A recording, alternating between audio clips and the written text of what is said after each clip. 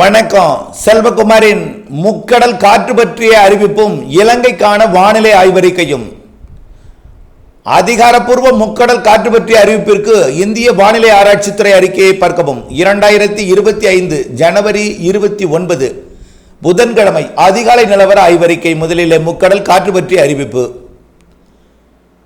இலங்கைக்கு கிழக்கே தென்கிழக்கே வந்து கொண்டிருக்கூடிய காற்று சுழற்சி இலங்கையின் தென்பகுதி மற்றும் குமரிக்கடல், அதற்கு தெற்கே இருக்கக்கூடிய நிலநடுக்கோட்டு இந்திய பெருங்கடல் மாலத்தீவு பகுதி வழியாக, மாலத்தீவு லட்சத்தீவு இடைப்பட்ட பகுதி வழியாக அது மேற்கு நோக்கி நகர இருக்கக்கூடிய காரணத்தினாலே, தற்பொழுது இலங்கையை நெருங்கி இருக்கிற காரணத்தினாலே, ஏற்கனவே ஒரு காற்று சுழற்சி மாலத்தீவிற்கு மேற்கே நகர்ந்திருக்கிற காரணத்தினாலே தொடர்ந்து கிழக்கு காற்றை வட இலங்கை மற்றும் மன்னார் வளைகுடா பாக் ஜலசந்தி மற்றும் குமரிக்கடல் வழியாக கிழக்கு காற்றை ஈர்க்கிறது. இதனால் தமிழ்நாட்டின் வடகடலோரம் டெல்டா கடலோரத்தில் அச்சுறுத்தும் காற்று இல்லை.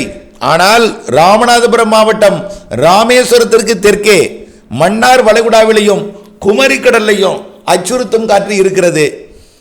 ஆனால் பெரிய அளவிலே தொடர்ந்து அச்சுறுத்தும் காற்றாக இல்லை.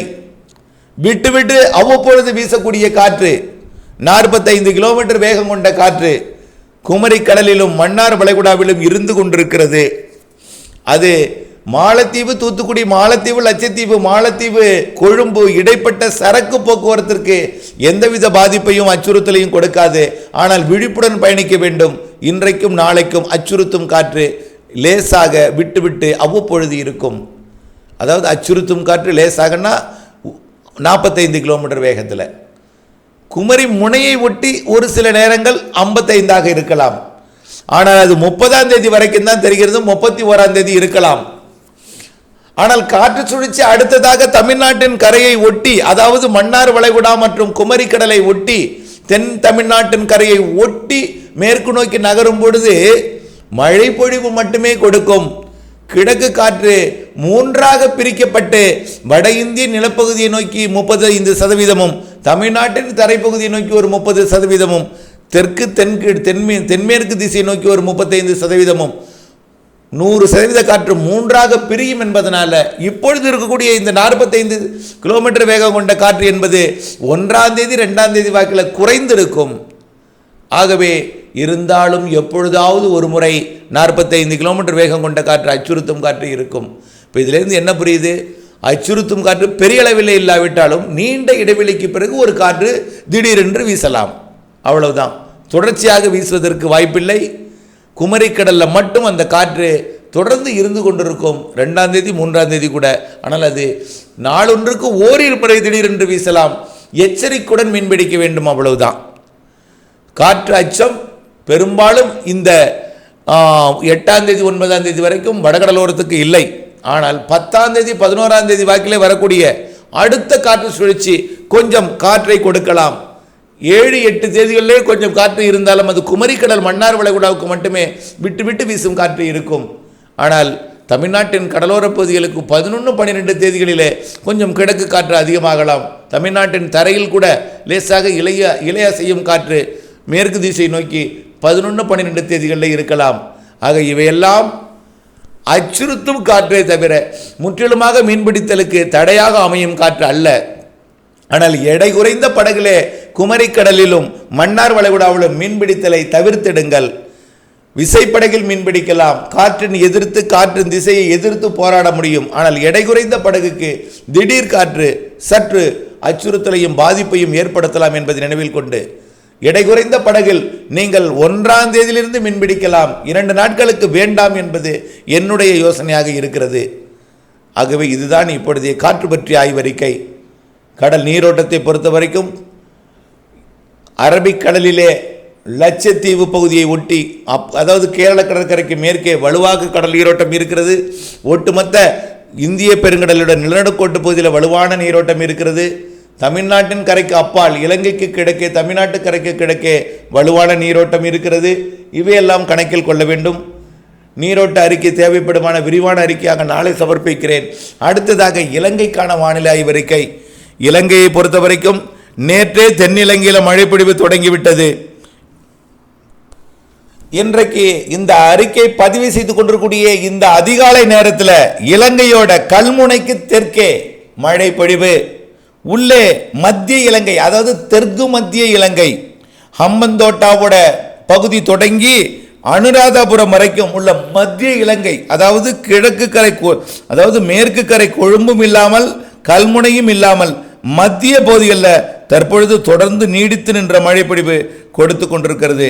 சரியாக சொல்லப்போனால் மலை பகுதிகளில், அணைகள் நீர்பிடிப்பு பகுதிகளில் மழை தொடங்கிவிட்டது. இது மீண்டும் அம்பாறை உள்ளிட்ட கல்முனை உள்ளிட்ட பகுதிகளுக்கு அச்சுறுத்தலை கொடுக்கும். அதாவது அணைகள் நீர்த்தேக்க பகுதியில், அதாவது அணைகள் நீர்த்தேக்கம் இருக்கக்கூடிய அம்பாறை உள்ளிட்ட பகுதிகளுக்கு மீண்டும் அச்சுறுத்தல் மழைப்பொழிவை இன்றிலிருந்து தொடக்க இருக்கிறது. இன்றைக்கு மாலையில் இலங்கையின் வடக்கு கிழக்கு மாகாணங்களில் ஒரு சில இடங்களில் மழைப்பொழிவை தொடக்கும்.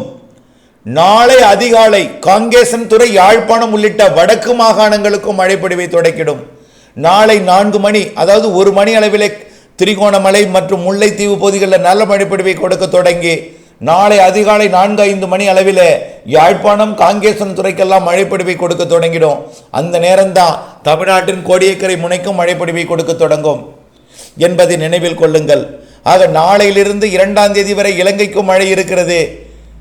வடக்கு கிழக்கு மாகாணங்களுக்கும் இந்த சுற்றின் மழைப்பொழிவு 2ஆம் தேதி வரை இருக்கிறது. ஒட்டுமொத்த இலங்கைக்கும் அச்சுறுத்தல் மழைப்பொழிவு வரக்கூடிய 2ஆம் தேதி வரை இருக்கிறது. ஏற்கனவே பெய்த மழையினால் அறுவடை தானியங்கள் முற்றிலுமாக பாதிக்கப்பட்டிருக்கிற நிலையில் மீட்டெடுக்கலாம் என்று நிலைத்திருக்க கொண்டிருக்கிற நீர் வடியுமா என்று பார்த்து கொண்டிருந்த நிலையில் மீண்டும் மழைப்பொழிவை கொடுத்து அணைகளை திறக்கும் அளவில் மழைப்பொழிவு இருக்கும் என்று எதிர்பார்க்கப்படுகிறது. ஒட்டுமொத்த இலங்கைக்குமே அணைகளிலிருந்து நீர் திறக்கும் மழையில் மழைப்பொழிவு இருக்கும் என்பதனால தொடர்ந்து நிவாரண முகாமில் இருப்பவர்கள், அதாவது தாழ்வான பகுதியில் இருப்பவர்கள் தொடர்ந்து நிவாரண முகாமிலேயே இருங்கள். வரக்கூடிய 2ஆம் தேதி 3ஆம் தேதி வரைக்கும் இலங்கைக்கு மழை இருக்கிறது.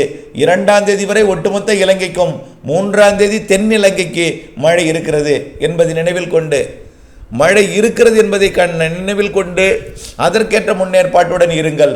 வடக்கு கிழக்கு மாகாணங்களுக்கு பெரிதாக பாதிப்பில்லை. ஆனால் அணைகள் பகுதிகளில், மலை பகுதிகளில் மழைப்பொழிவு தொடங்கி இருக்கிற காரணத்தினாலே, அணைகள் நீர்பிடிப்பு பகுதிகளில் மழைப்பொழிவு தொடங்கி இருக்கிற காரணத்தினாலே அணைகளிலிருந்து மீண்டும் கதவுகள், அதாவது அணைகளோட ஷட்டர் திறக்கப்படுவதற்கு வாய்ப்பு இருக்கிறது. ஒரு 2 ஷட்டர் திறக்கப்பட்டால் கூட ஏற்கனவே பெய்த வெள்ளம், ஏற்கனவே வந்த வெள்ளம் போல் மீண்டும் ஒரு முறை அந்த ஏற்கனவே வெள்ளம் பாதித்த மாவட்டங்களுக்கும் தெரிகிறது என்பதை நினைவில் கொள்ள வேண்டும். வடக்கு கிழக்கு மாகாணங்களை பொறுத்த வரைக்கும் அறுவடைக்கு இடையூறு கொடுக்கும் மழை இருக்கும். ஆகவே இன்றைக்கு மதிய மாலைக்குள் யாழ்ப்பாணம், காங்கேசன்துறை, முல்லைத்தீவு உள்ளிட்ட பகுதிகளில் அறுவடையை முடித்திடுங்கள். முடியாவிட்டால் ஒன்று பெரிய அளவிலே பாதிப்பை ஏற்படுத்தாது. ஆனால் மழைப்பொழிவு இருக்கிறது 2ஆம் தேதி வரை. 3ஆம் தேதி வடக்கு கிழக்கு மாகாணங்களுக்கு இடைவெளி கொடுத்துவிடும். 3லிருந்து 7-8 மிழட்டு மானம்தான், கவலைப்பட வேண்டாம். எப்படி டெல்டாவிற்கு எந்த வானிலையோ அதே வானிலை தான் யாழ்ப்பாணம் காங்கேசன் துறைக்கு என்பதை புரிந்து கொண்டு வரக்கூடிய 11-12 அடுத்த சுற்றின் மழைப்பொழிவு வடக்கு கிழக்கு மாகாணங்கள் இருக்கிறது. ஆனால் இலங்கையோட தெற்கு பகுதிக்கு அவ்வப்பொழுது மழை இருந்து கொண்டு தான் இருக்கும். 3ஆம் தேதி 4ஆம் தேதியும் இருக்கும். 6, 7, 8 தேதிகளில் இலங்கைக்கு மழை இருக்கிறது. வடக்கு கிழக்கு மாகாணங்கள் தவிர்த்து பிற இலங்கை தெற்கு முக்கால் பகுதியில் 6, 7, 8 தேதிகளில் மழை இருக்கிறது. 11, 12, 13 மீண்டும் கனமழை பொழிவு இருக்கிறது ஒட்டுமொத்த இலங்கைக்கும் என்பதை நினைவில் கொண்டு வடக்கு கிழக்கு மாகாணங்களுக்கு 30, 31 பிப்ரவரி 1, 2 அடுத்தது 11, 12. ஆனால் பிற பகுதிகளுக்கு 30, 31, 1, 2 அடுத்தது 6, 7, 8 அடுத்தது 11, 12, 13 என்பதை நினைவில் கொள்ள வேண்டும். 10ஆம் தேதியே இருக்கலாம். இவையெல்லாம் மழைப்பொழிவு நாட்கள். இடைவெளி இடையிடையே இருக்கும். இடைவெளி அறிந்து அறுவடை செய்திட வேண்டும். அனைத்திற்குமே உங்கள் முடிவுக்கு விட்டுவிடுகிறேன். ஏனென்றால் சூழ்நிலை இடத்துக்கு இடம் மாறுபடும் என்பதனால சற்றே வானிலை ஆய்வறிக்கையுடன் இணைந்திருந்து வானிலை அறிந்து திட்டமிட்ட பணி செய்திட அன்போடு கேட்டுக்கொள்கிறேன். நன்றி.